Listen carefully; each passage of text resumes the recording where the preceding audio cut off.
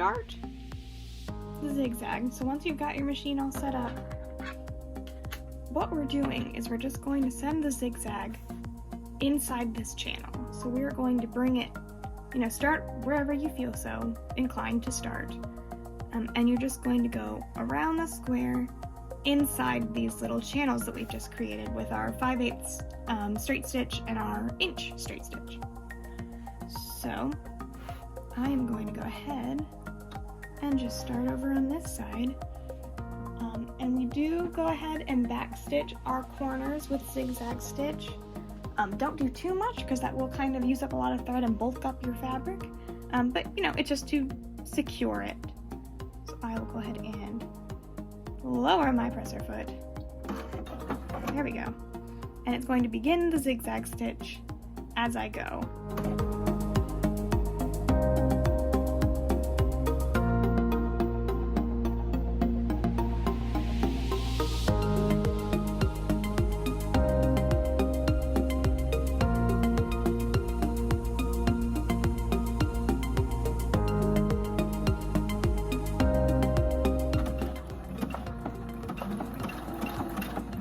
So when we get to the corner here, I'm going to stop here, I think. This feels like a good... I'm going to go a little farther.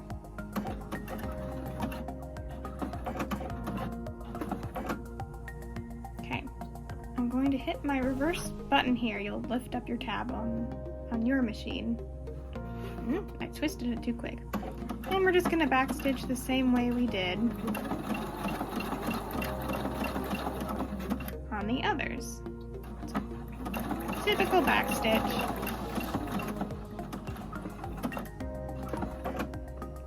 Then we'll turn it around.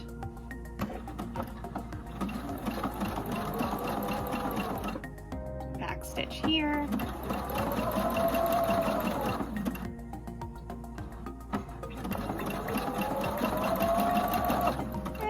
On our merry way.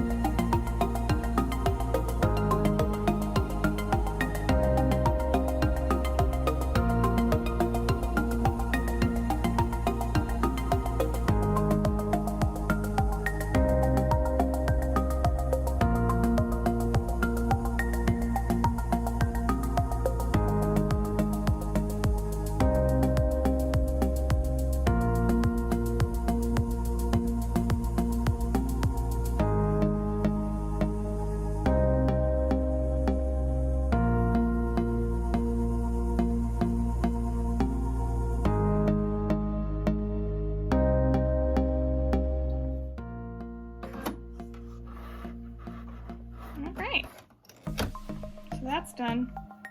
Oh, and I forgot to mention, I cut off the threads of the 1-inch stitch that these little loose threads. We just always do that. But there it is. See how sometimes it gets a little funky. Sometimes you can figure out how to make it not do the funky thing, but I obviously have not quite figured that out yet. One final important thing to work on, or to keep in mind with Zigzag Stitch, with this one in particular, is that you're not necessarily looking at any particular seam allowance, because you're keeping yourselves within the confines of the 2 lines you've sewn already, so that will kind of depend on very person to person on your seam allowance and all that.